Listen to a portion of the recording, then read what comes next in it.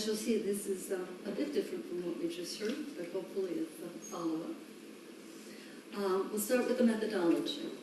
Two data sets will be compared, one archaeological in nature and the other ethnographic. In both instances, the primary focus will be on the Franco-Cantabrian region, although ethnographic evidence will also be drawn from other parts of Europe. These data sets shed light on past and present manifestations of bear ceremonialism. Even though the ritual practices and beliefs under this rubric are usually associated only with circumpolar cultures, in this case, it will be European beliefs and practices that are subjected to analysis. Finally, in addition to the bear-human interactions of the landscape, their celestial projection onto the skyscape will be addressed. For over 30 years, I've been engaged in doing field work and research on the Basque language and culture.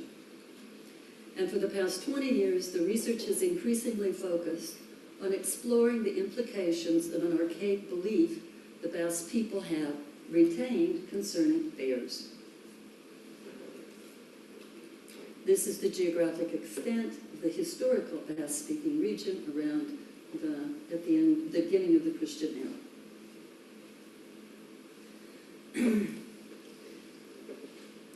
These are the relevant beliefs that we're going to explore.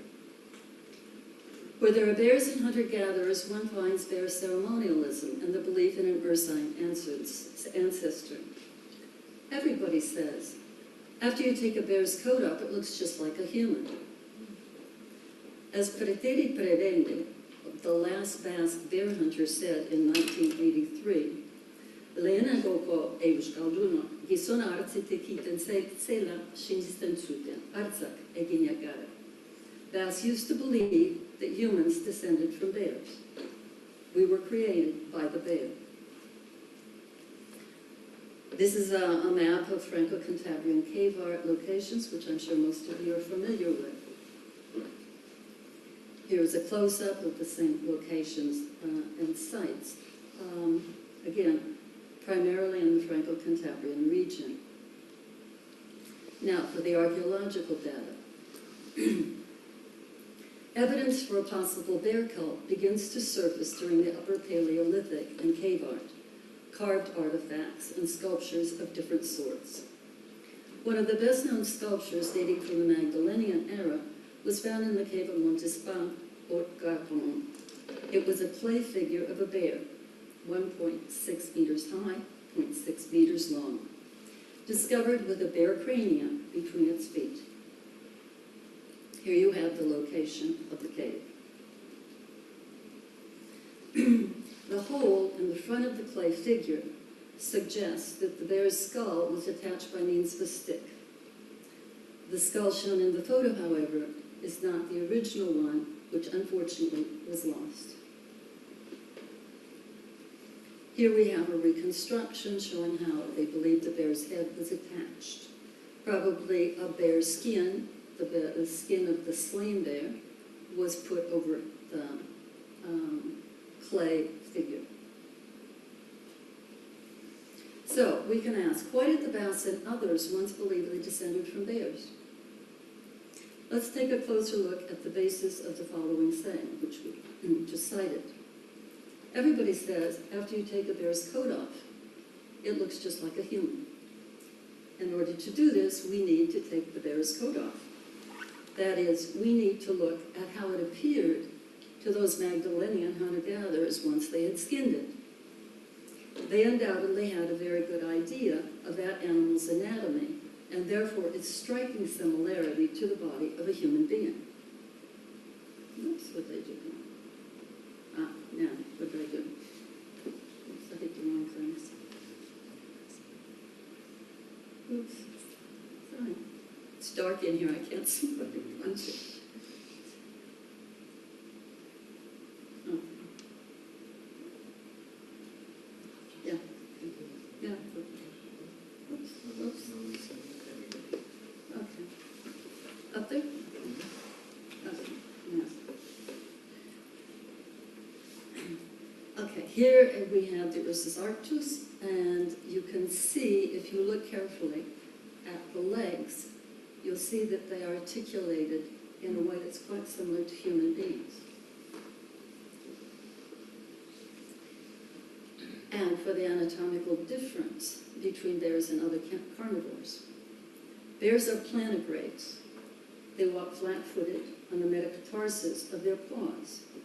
Humans, too, walk with the soles of their feet on the ground in plantigrade locomotion. In contrast, digitigrade animals, such as canines and felines, walk on their distal and intermediate phalanges. And you see the comparison between the footprints.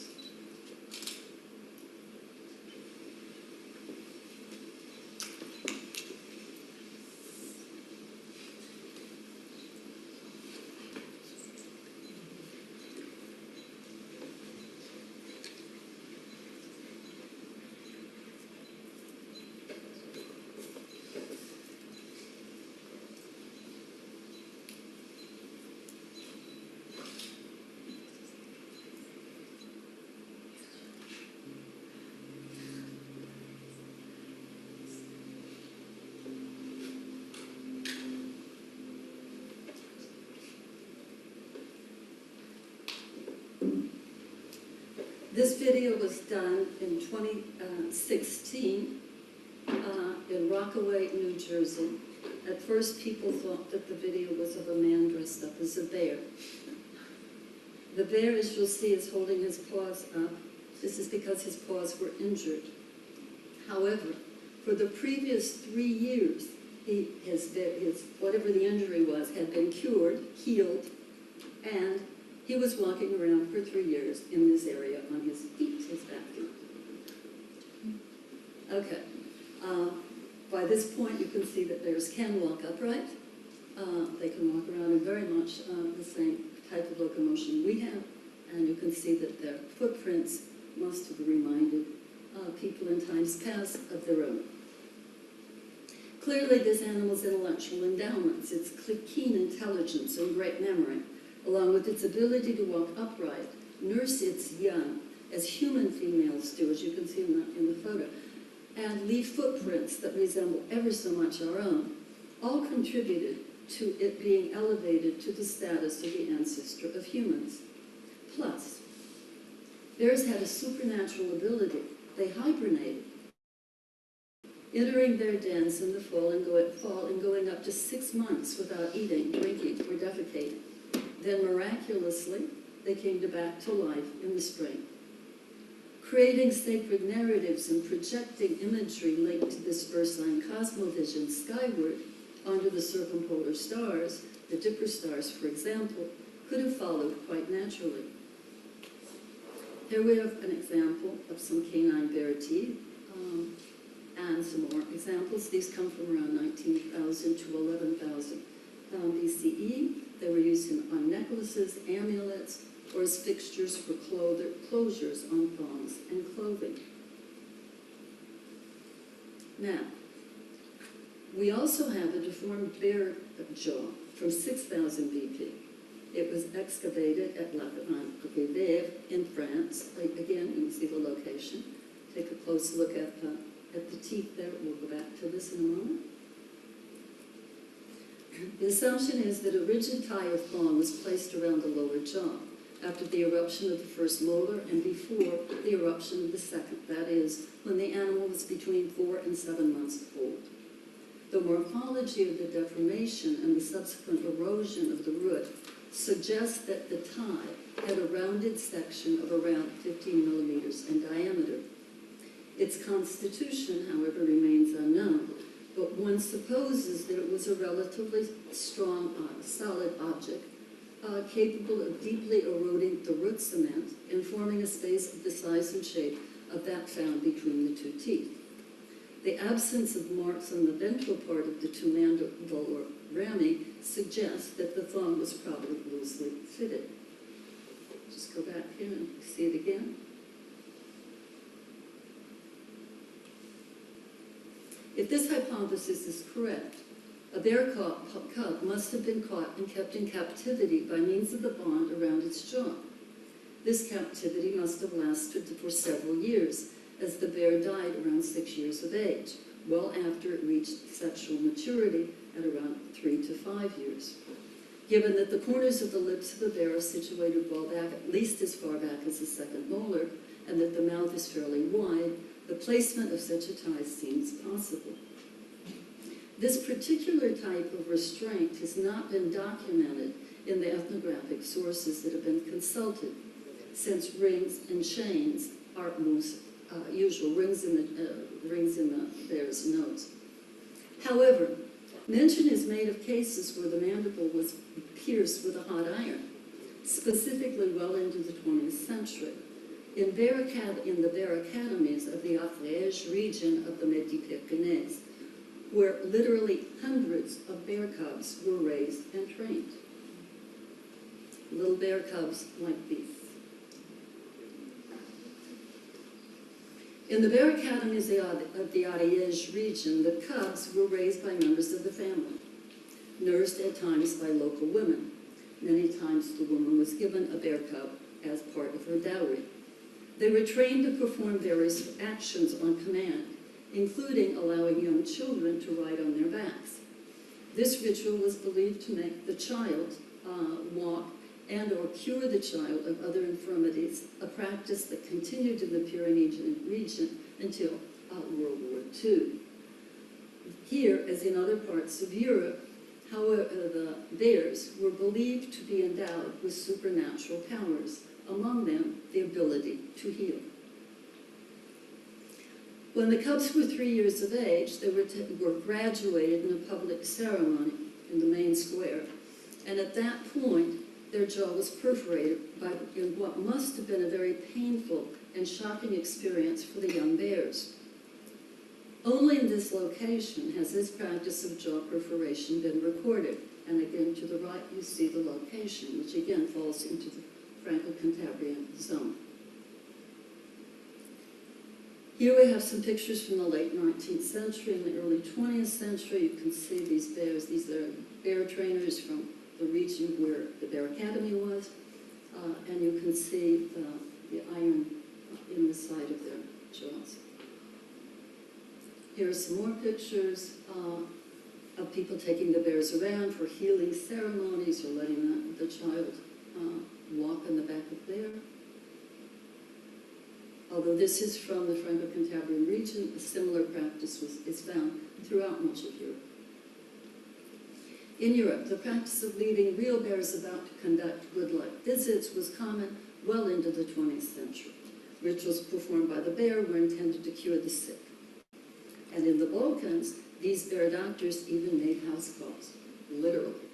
If someone was sick, you called the fellow who had the bear, and the bear was brought to the house. It appears that at some point, humans began to dress up as bears, and in doing so, represent the dual nature of humans. So we have the question of the transformation of bears into humans and vice versa. This image is one that I'm sure some of you have seen before. It's the image of a human dressed as a bear. It's known as the shaman Nur from Ohio. And here we have a European, a Pyrenean bear human performer. This is the costume worn by the bear performer in the Fête des Louvres, celebrated each year in Saint Laurent de Jourdain. And this photo comes from 2012. There are other locations in the Pyrenees where these bear festivals have stayed on, survived. The zone extends from the Basque-speaking region in the west to the Mediterranean in the east. These festivals continue to be performed each year, while their origins are currently under intense investigation. Moreover, all across Europe in what were once remote mountain villages, similar although somewhat less structurally complex performances have survived where performers dress up as bears. Here are some examples. Some of the performers look more like bears, other performers look less like bears. In the case of the bears that have the red sashes, these performers are actually wearing real bear skins with real bear heads. Okay, for the celestial projection, Among circumpolar peoples, there's substantial evidence for the belief in an ursine ancestor. We find this bear ancestor represented as a kind of divinity whose dwelling place is located in the heavens above, often in the same amorphous manner that Christian believers conceptualize God, as residing in the sky above, but without specifying exactly where his or her abode actually is. At other times, the ursine cosmology is associated with hunting narratives and projected onto more specific sets of circumpolar stars, such as the 7 stars of Ursus Major. Moreover, there is increasing evidence that a similar cosmology was at work in Europe in times past, which evolved from a similar set of environmental circumstances and assumptions about the similarities between humans and bears. For example, those similarities that are anatomical in nature. At the core of this cosmology is the belief that humans descended from bears. Here is a summary of some of the ethnographic parallels, and I'll just go through them very fast. We're comparing Basque, Pyrenean, and European things with Northern Eurasia and North America elements, characteristics. You have evidence of residual bear ceremonialism. The bear is an ancestor of humans, and therefore an ursine genealogy in both cases. Dipper stars are associated with the figure of the bear. Dipper stars are associated with the narrative of a cosmic hunt. Bears are viewed as capable of hearing all that is said. Bears are viewed generically as a guardian animal, protector of all other animals, humans, and perhaps nature itself. And there's residual evidence of a sending home ceremony in which the soul of the slain bear is sent back up to heaven. So we can ask, why associate divinity with the form of the bear ancestor, and specifically the circumpolar stars? In 1991, with no awareness of the belief in ursine ancestors, Ed Krupp, director of the Griffith Observatory in Los Angeles, wrote, "Because real bears hibernate, they're symbols of renewal and seasonal change. They represent the immortal spirit of life. We don't have a bear in the northern sky because the stars there look like a bear. The celestial bear prowls around the pole, performs a seasonal death, and returns to life when the world does. It is a celestial powerhouse. The energy churned out by this revolving dynamo in the sky seems to activate the entire world. The celestial bear performs another one of those necessary sacrifices that ensures the perpetuation of life, this time in the northern sky. By dying, the celestial bear lives forever." And then we have what was written by Paul Shepard, a well-known nature writer. He said the following about the bear and the association of a bear with the circumpolar stars. "The motion of the stellar hemisphere, which to later agricultural civilizations suggested grindstones and other wheels turned by some invisible hand, may have been very differently interpreted by earlier peoples as the heavenly unitary spectacle of the dynamic process or energy system that animates life itself, of which in diurnal experience we only see fragments. The cult of the sacred bear seems to be much larger than a local theophany, indeed to be a complex, multi-form, ancient metaphysics." Conclusions. Based on the 2 data sets analyzed, that is the circumpolar ones and the ones from Europe, it's not possible to definitively state that the Magdalenian clay figure of a bear, the deformed jawbone dated to 6,000 BP, along with other archaeological artifacts, constitute proof that in times past, humans viewed bears as ancestors or kin. Nor is it possible to confirm the point in time when sky resources were appropriated and came to form part of an ancient metaphysics that located a bear or bears at the center of heaven. What we can affirm, however, is that in the cosmology, beliefs, and practices amply documented among hunter-gatherer peoples, both terrestrial and celestial resources were incorporated, and the bear ancestor regularly shows up, projected skyward, onto the Dipper stars, or ones nearby.